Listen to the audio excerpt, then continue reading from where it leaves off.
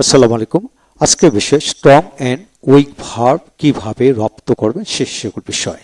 তাই পুরো ভিডিওটি দেখুন, পুরো বিষয়টি বুঝিয়ে নিন। আজকের এই ভিডিও লেকচারটি খান মেথড এ complete book of tense and auxiliary verb এই বই থেকে নেওয়া হলো।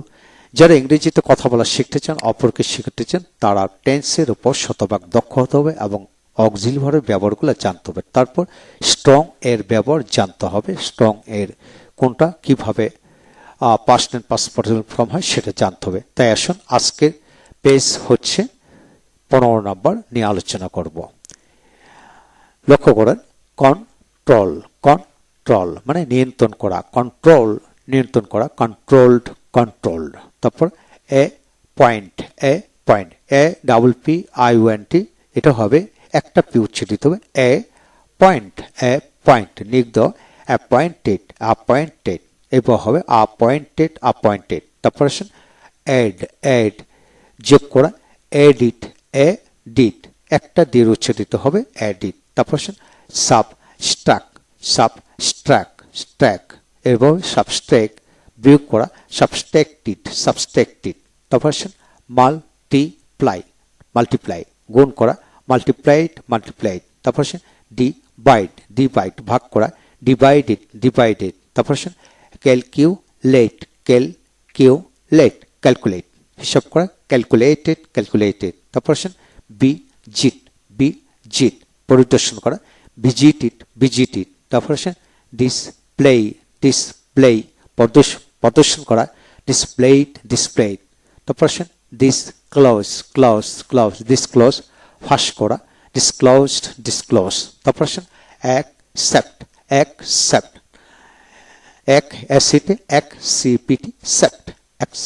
গ্রহণ করা, অ্যাকসেপ্টেড।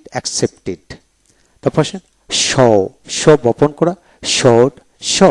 তারপরে স্পেল মানে বানান করা, স্পেলড। তারপরে সোয়িং মানে ঢোলানো, সোয়াং। তারপর আসেন এখানে প্রসিড অগ্রসর হওয়া, প্রসিডেড। তারপরে প্লেস সন্তুষ্ট করা, প্লেসড। তারপরে রেস্ট ডাবল আর থাকলে একটা আর হবে, একটা আর উচ্চারণ হবে এতে জফলা রেস্ট অ্যারেস্টেড। তারপরে সেইক কাঁপানো, সেইকান। তারপরে ইউনাইট একত্র করা, ইউনাইটেড। তারপরে মেরি বিবাহ করা, ম্যারিড।